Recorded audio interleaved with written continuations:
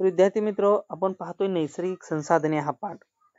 यामध्ये आपण बरेचसे मुद्दे 2 व्हिडिओच्या माध्यमातून अभ्यासलेले आहेत.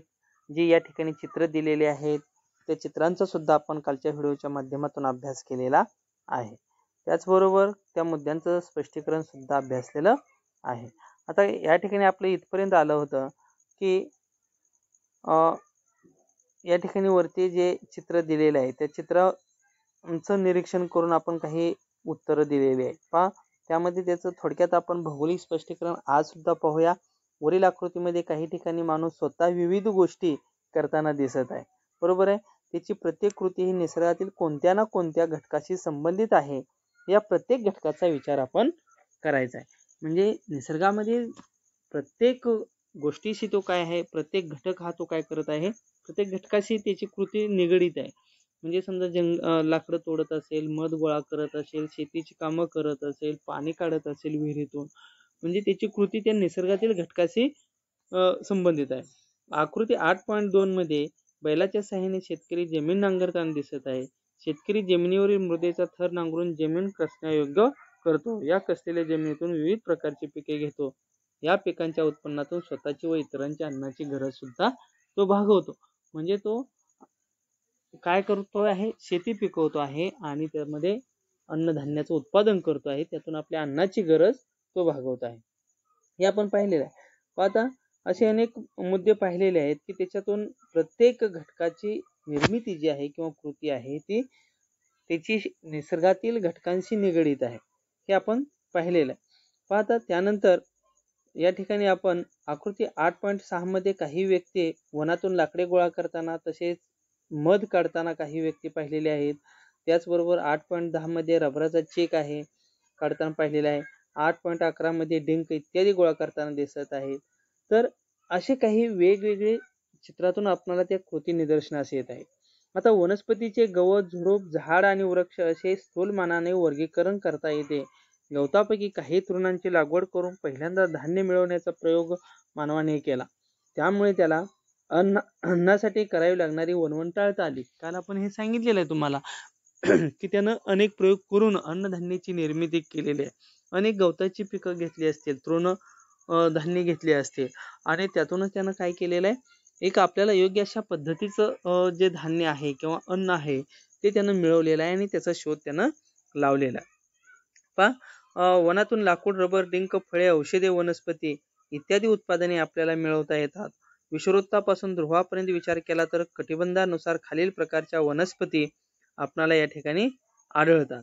पाहता, जे या ठिकाणी विषुववृत्तीय वने दाखवलेली आहेत, त्यानंतर पानझडी वने दाखवलेली आहेत. विषुववृत्तीय वने आपल्याला कशी दिसतात की उंचच्या उंच अशा पद्धतीचे गेलेले आहेत, घनदाट अशा पद्धतीचे आहेत.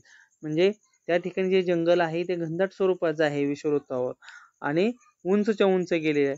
पानझडी वन का म्हटलेलं आहे तर ते त्या झाडाची पानं खाली गळून पडतात आणि वाढतात.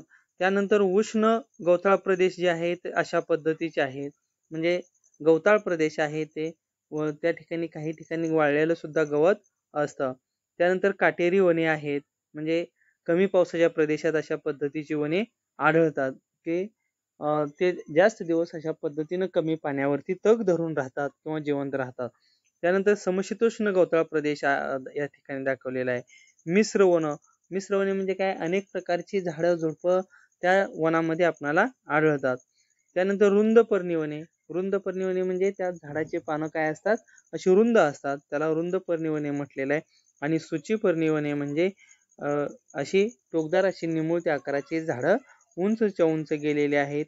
आणि जे ध्रुवीय प्रदेशामधला भाग म्हणजे टुंड्रा अशा पद्धतीचा दाखवलेला आहे. तर या ठिकाणी आपल्याला ह्या पृथ्वीगोलाच्या अक्षांशानुसार दाखवलेलं आहे. या ठिकाणी मध्यभाग विषुववृत्त 0 अंशाचा दाखवलेला आहे. 15 अंशावरती पानझडी वने दाखवलेले आहेत. 30 अंशावरती उष्ण गवताळ प्रदेश दाखवलेले आहेत. 45 अंशावरती काय दाखवलेलं आहे, काटेरी वने आणि समशीतोष्ण दाखवलेले आहे. 60 अंशावरती मिश्र वन दाखवलेले आहे. 75 अंश ते च्या दरम्यान काय दाखवले आहेत, रुंद पर्णी आणि सूची पर्णी. तर 90 अंशाचा हा जो भाग आहे त्या ठिकाणी टुंड्रा प्रदेश. तर आपल्याला आढळून येतात अशा पद्धतीची प्रकारच्या वनस्पती आपल्याला आढळून येतात. विषुववृत्तीय, सदाहरित, पानझडी, उष्ण गवताळ काटेरी, समशीतोष्ण गवताळ, रुंदपर्णी, सुचीपर्णी व टुंड्रा वन प्रदेशामुळे वनस्पतीवर अवलंबून असणारे अनेक प्राणी वनामध्ये वास्तव्य करतात. तर या वनाच्या आधारे वेगवेगळ्या पद्धतीचे प्रकारचे प्राणी सुद्धा त्या ठिकाणी त्या वनामध्ये वास्तव्य करत असतात आणि ज्या त्या वातावरणानुसार जे ते प्राणी त्या ठिकाणी राहत असतात. पण या प्राण्यांना खाणारे मांसाहारी प्राणी देखील वनात असतात. म्हणजे काही प्राण्यावरती दुसरे प्राणी जगणारे जे आहेत मांसाहारी, काही गवत खाणारे प्राणी असतात, तर काही प्राण्यांची शिकार करून आपली उपजीविका करणारे प्राणी सुद्धा या ठिकाणी आहेत.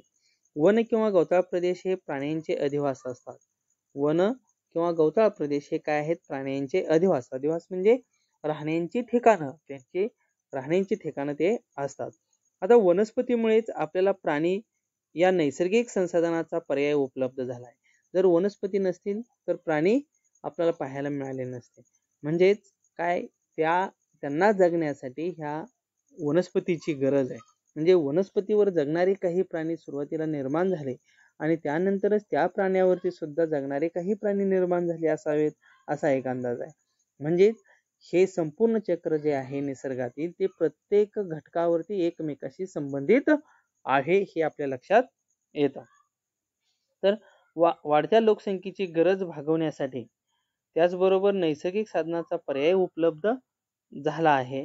वनस्पती जशा भूपृष्ठावर वाढतात त्याचप्रमाणे प्राण्यामध्येही तर प्राणी या नैसर्गिक संसाधनाचा पर्याय उपलब्ध झाला आहे.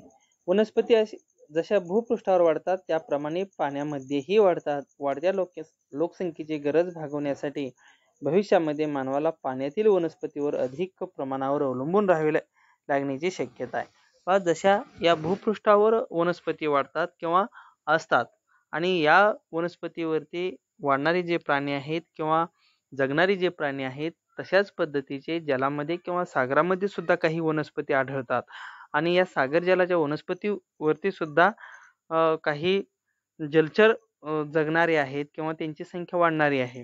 तर भविष्यात आपल्याला काय, अलीकडच्या काळामध्ये एक वन जे आहेत वृक्षतोड होऊ लागलेले आहे, मोठं औद्योगिकरण होऊ लागलेलं आहे, लोकसंख्या वाढत आहे आणि माणसांना काय होऊ लागले, ही जागा कमी पडू लागलेली आहे.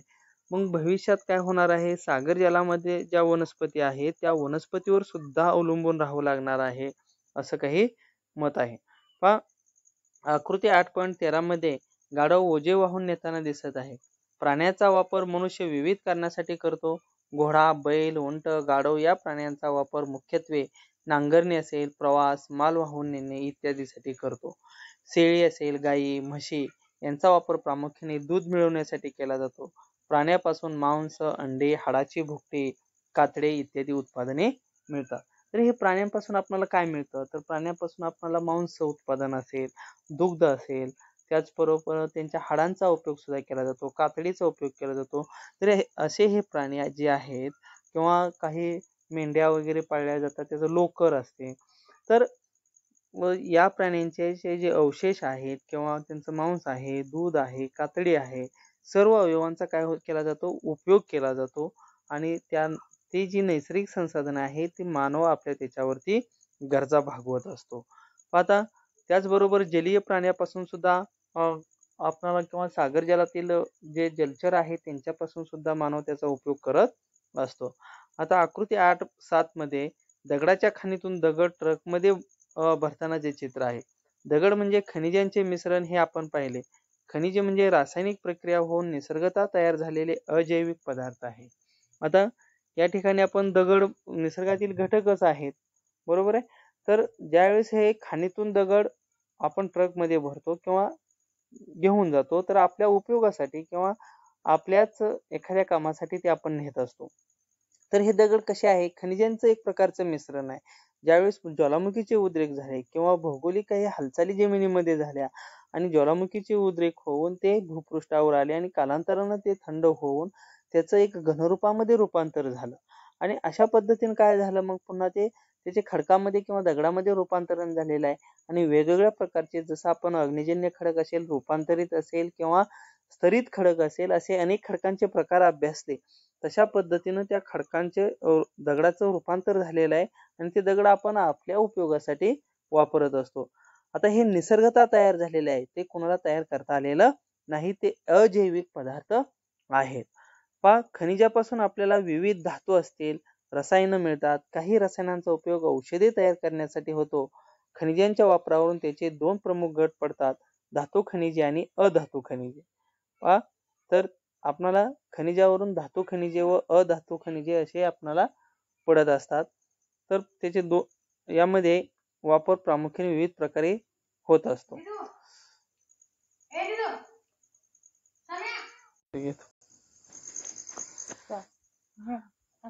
म्हणलं तुमचं संपलं म्हणून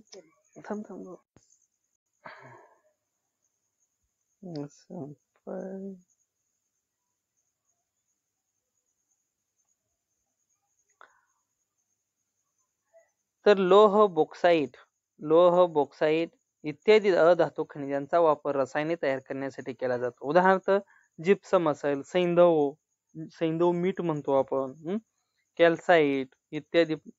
पहा, वरील सर्व आकृत्यामध्ये मासेमारी सोडता इतर सर्व नैसर्गिक संसाधने मिळवण्याच्या कृती मानव जमिनीवर करताना दिसत आहेत. म्हणजे ही जी सर्व नैसर्गिक संसाधनं आहेत ते कुठं आपल्याला करता येतात, या जमिनीवरती करता येतात.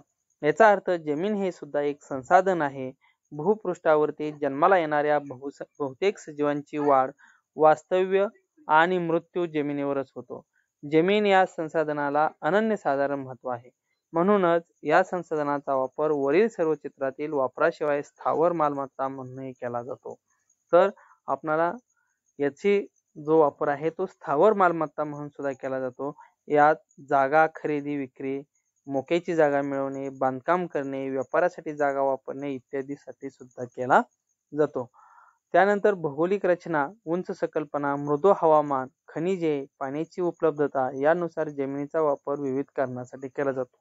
आता पहा, आपल्याला माहिती आहे तर जमिनीचा वापर शेती असेल, शेतीशिवाय औद्योगिकरणासाठी असेल, पर्यटन स्थळ असेल किंवा तीर्थक्षेत्र असेल, वन असतील, तर यासाठी सुद्धा त्याचा वापर केला जातो. वसाहती असतील, शहर वसवण्यासाठी. तर पृथ्वीवर जमिनीचे प्रमाण 29.20% आहे. जमीन व हवामानाच्या वैशिष्ट्यानुसार जगाच्या विविध भागात विविध प्रकारचे सजीव कमी अधिक संख्येने आढळून येतात. मानवासह सर्व सजीवांचे हे वितरण असमान असते. जमिनीचा खडकाळपणा, तीव्र उतार, सपाट मैदाने, पर्वतीय प्रदेश, जंगलव्याप्त प्रदेश, नद्यांची खोरे, सागरी किनारे अशा विविध भौगोलिक परिस्थितीशी जुळवून घेत सर्व सजीव राहतात. तर ज्या ठिकाणी आता जे सजीव ज्या त्या भागामध्ये राहतात ते कशा पद्धतीने राहतात, त्या निसर्गाशी जुळवून घेत, म्हणजे तिथले पर्वत असतील, नद्या असतील, जंगल असतील, तेथील हवामान असेल, तेथील जमीन असेल, या सर्व बाबींशी जुळवून घेत हे सर्व सजीव राहत असतात. त्यांना त्या परिस्थितीशी जुळवावं लागतं. मानव मात्र आपल्या सोयीनुसार या परिस्थितीत बदल करण्याचा प्रयत्न करतो. याला अपवाद मानव आहे. मानव काय करतो तर आपल्याला ज्या सोयीनुसार, आपल्या सोयीनुसार त्याच्या परिस्थितीत बदल करत असतो. नैसर्गिक संसाधने निसर्गतः उपलब्ध असतात. या संसाधनाचा वापर प्रत्येक सजीव आपल्या गरजेप्रमाणे करत असतो. मानवाने त्यांच्या बौद्धिक शक्तीच्या जोरावर अनेक नैसर्गिक संसाधने स्वतःसाठी वापरण्यास सुरुवात केली. पुढे लोकसंख्या वाढ व मानवाच्या हव्यास या गोष्टीमुळे नैसर्गिक संसाधनाचा अतिरेकी वापर सुरू झाला. यातूनच निसर्गाचा समतोल ढासळण्यास सुरुवात झाली. याचाच अर्थ असा की मानवाने नैसर्गिक संसाधनाचा वापर आवश्यकतेनुसार व तारतम्याने करणे आवश्यक आहे. पाहता तर या संसाधनामुळे काय झालेलं आहे, मानवानं निसर्गातील खूप मोठी संसाधनं वापरायला सुरुवात केलेली आहे केवळ आपल्या बौद्धिक शक्तीवरती, आणि त्याचा अतिरेक झालेला आहे. त्याचं कारण म्हणजे लोकसंख्या वाढती गरज, आणि या अतिरेकी वापरामुळे निसर्गाचा समतोल जो आहे तो ढासळलेला आहे. आपण निसर्गावरतीच अतिक्रमण केलेलं आहे. त्यामुळं आवश्यकतेनुसार आपण निसर्गातील संसाधनाचा वापर केला पाहिजे. आता या ठिकाणी नेहमी लक्षात ठेवा, मानवाने कितीही प्रगती केली तरी त्याला अनेक बाबीसाठी निसर्गावर अवलंबून राहावे लागते. ही खूप महत्त्वाची बाब आहे. निसर्ग हा फक्त मानवासाठी नसून इतर सर्व सजीव त्यावर अवलंबून असतात. त्यामुळे नैसर्गिक संसाधनाचा वापर आपण नेहमी गरजेनुसार करणं गरजेचं आहे. आता नैसर्गिक संसाधने कोणती हे ओळखणे आपल्याला या पाठातील. नैसर्गिक संसाधनाचा वापर तारतम्याने करावा लागतो. विविध नैसर्गिक संसाधनाचे उपयोग आणणे. आता ह्या पाठाच्या खाली जे स्वाध्याय आहेत ते तुम्ही पूर्ण करायचे आहेत आणि तुम्ही ते लिहून काढायचे आहेत आणि आपल्या ग्रुपवरती पाठवायचे आहेत. कृती पूर्ण करायची आहेत. महत्त्वाचा पाठ आहे. या ठिकाणी आपला हा पाठ संपलेला आहे.